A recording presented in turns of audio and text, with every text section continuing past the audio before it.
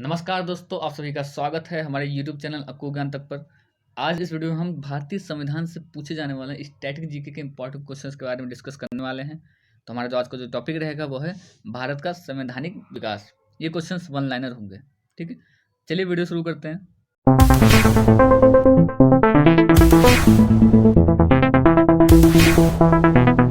हमारा पहला प्रश्न है कि 1773 का रेगुलेटिंग एक्ट क्या था। ठीक है, तो इसका जो रेगुलेटिंग एक्ट है वो है सर्वोच्च न्यायालय की स्थापना, जो कि कलकत्ता में हुई थी। ठीक, चलिए बात कर लेते हैं अगले प्रश्न की। तो अगला प्रश्न दिया हुआ है कि 1813 का चार्टर एक्ट के बारे में बताएं। तो भारत में ईस्ट इंडिया कंपनी के व्यापारिक एकाधिकार की समाप्ति 1813 में हुई थी। ठीक है, चलिए बात कर लेते हैं अगले प्रश्न की। तो अगला प्रश्न हमारे यहाँ पे दिया हुआ है कि 1833 का चार्टर एक्ट क्या है।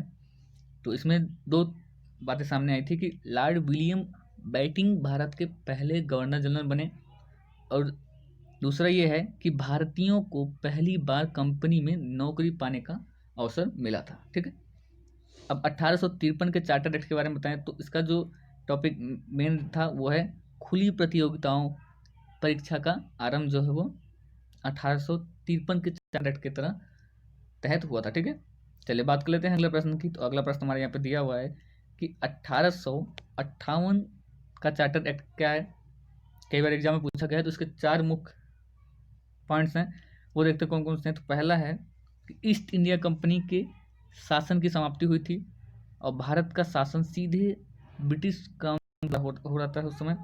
और अगला पॉइंट है कि गवर्नर जनरल को वायसराय की उपाधि भी मिली थी। ठीक है, और 1858 के चार्टर एक्ट के तहत ही लॉर्ड कैनिंग भारत के प्रथम वायसराय बने थे। ठीक है, चलिए बात कर लेते हैं अगले प्रश्न की।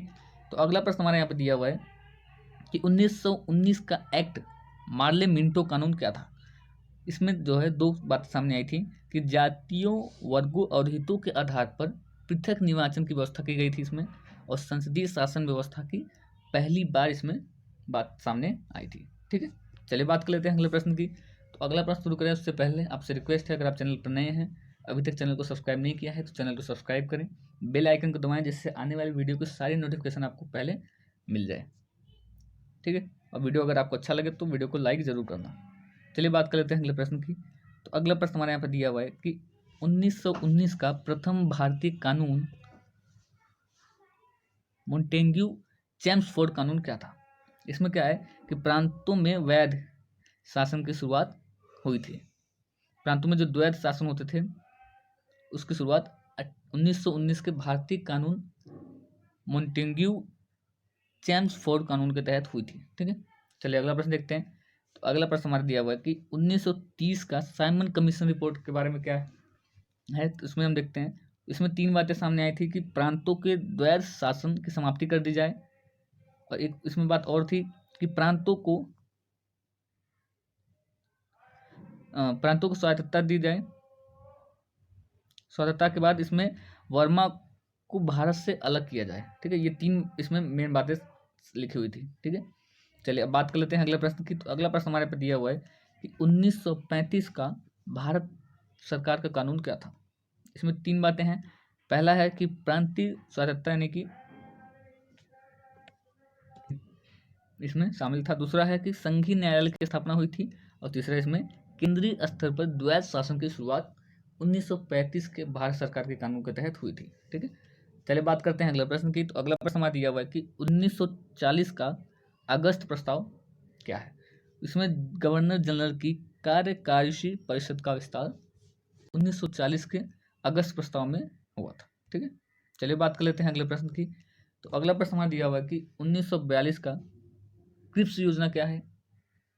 तो इसमें उपनिवेश का पूर्ण दर्जा प्राप्त एक भारतीय संघ की स्थापना हुई थी, और शीघ्र औपनिवेशिक स्वराज की मांग अस्वीकार कर दी गई थी। ठीक, अगला प्रश्न देखते हैं। तो अगला प्रश्न देखिए, 1942 का CR फॉर्मूला क्या है। इसमें आंशिक रूप से पाकिस्तान की मांग की स्वीकृति की गई थी। ठीक है, चलिए बात कर लेते हैं अगले प्रश्न की। तो अगला प्रश्न हमारे यहाँ पे दिया हुआ है कि 1945 का वेवेल योजना यानी शिमला सम्मेलन क्या है। इसमें वायसराय की कायड़ी का पुनर्गठन हुआ था और भारत की सुरक्षा का दायित्व वायसराय पर दिया गया था। ठीक है, तो ये इसमें मेन टॉपिक शामिल थे। चलिए बात करते हैं अगले प्रश्न की। तो अगला प्रश्न हमारा ये कि 1946 का कैबिनेट मिशन योजना क्या है। ये कई बार एग्जाम में पूछा गया है, तो याद रखना कि 1946 का कैबिनेट मिशन योजना में 3 बातें शामिल हैं। पहला है कि भारत में एक संघ एक राज्य की स्थापना की जाए। दूसरा है प्रांतों को 3 समूह में बांटा जाए। ठीक है, और तीसरी मांग ये थी कि पाकिस्तान के निर्माण की मांग को अस्वीकृति प्रदान की जाए।